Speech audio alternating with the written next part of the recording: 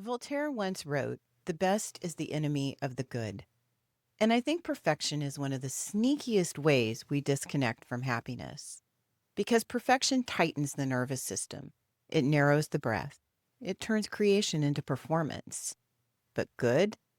Good is alive, good is breathing, good is in motion. Perfection asks, is this flawless? Happiness asks, is this true? And if happiness is a frequency we tune into inside our bodies, perfection is static on the line.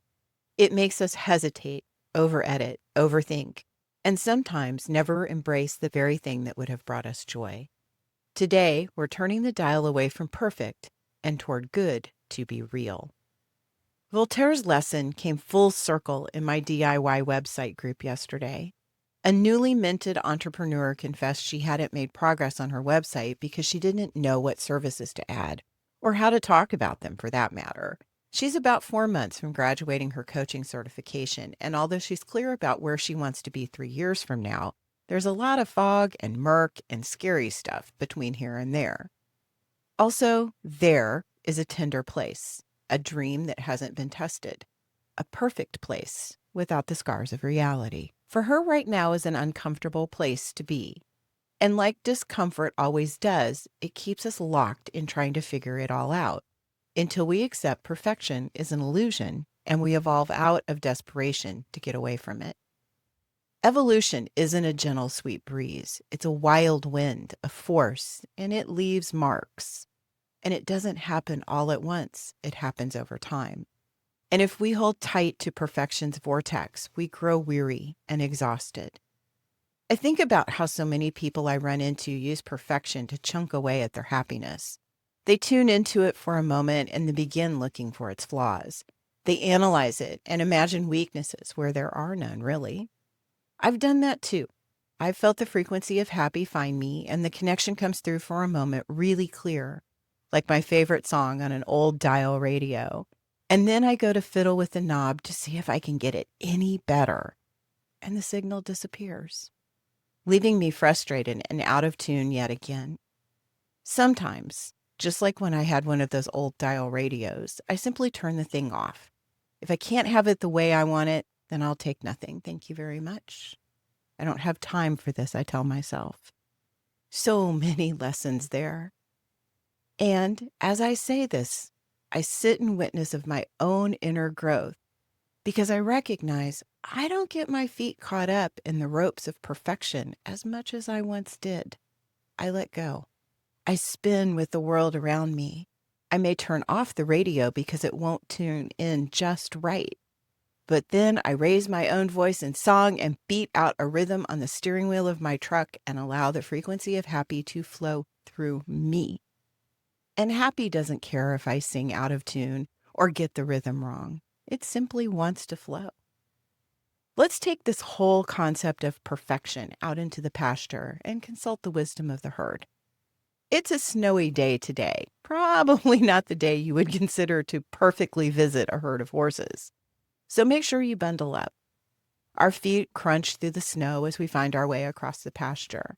Everything looks different out here today, and we can see by the footprints of the horses where the path is and also how much they wander off of it to explore their winter wonderland. When we find the herd, several of them are taking a nap in the snow. Others stand by, a few pawing at the ground, moving the snow to reveal the grass underneath. Everyone looks perfectly happy. If you've never been around horses, you might wonder why they are sleeping in the snow or digging to find grass when you and I just walked past a barn and a bale of hay in this very same pasture. And this is lesson 1 from the horses today. Perfect isn't the same for all of us. This should go as evidence also that perfect is an illusion. It can't be nailed down because it's subjective. And if it's subjective, then we're only torturing ourselves by trying to achieve it. I'll insert a bit of horse trivia here because it's always good to understand. A healthy horse with a full winter coat is basically wearing a self-regulating parka. That fluffy coat traps warm air close to the body. When snow lands on them, it doesn't melt, and that's actually proof that that insulation is working. If the ground is dry underneath the snow, It can feel softer and less damp than packed barn bedding. Snow can function like a cool memory foam mattress for them. So it makes perfect sense as to why they are sleeping in the snow instead of in the barn. And although I'm sure if they could manufacture their perfect napping place, it might not be in the snow. The snow is a good place to nap right now. Perfection is the enemy of good. Voltaire was onto something, and he didn't have to tell these horses.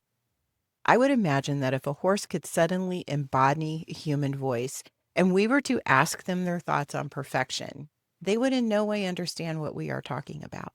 For them, or any animal for that matter, other than humans, perfection doesn't exist. There is simply the here and the now, and that is what is. Perfection fractures the nervous system. It is incongruence with nature. It is fantasy in the worst way because it lies to us. It whispers, if everything is flawless, you are safe. And if you get it right enough, no one will reject you. If we let our logically human brain wrap around that illusion, it begins to crack. We realize we're chasing an image that does not exist in nature. Horses are asymmetrical. Trees grow around the wind. Bumblebees shouldn't be able to fly. Rivers carve messy curves.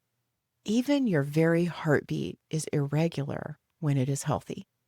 Perfection demands stillness. Life is rhythmic. I think back to the webmaster in my class. Several others in the group are seasoned entrepreneurs. They've seen some things, grappled with their own perfection illusions, and learned to at least some degree how to break the paralysis it causes. We offered wisdom. Businesses are always evolving, we say. Services mold and meld around the clients you serve, and you, as an entrepreneur, grow and move and shift around the currents and the winds and your own heartbeat. We offered comfort, and we offered her our support in learning Voltaire's complicated lesson of best is the enemy of good. She let out a deep breath at the end of class, unprompted, a reclaiming of sorts of her own internal power to go with the flow. A lesson I believe the horses would really, really like us to embrace more often, and in more ways than just this one. Stay with the herd as long as you like, my friend. Smile when you walk past that empty barn, and be sure to shut the gate on your way out.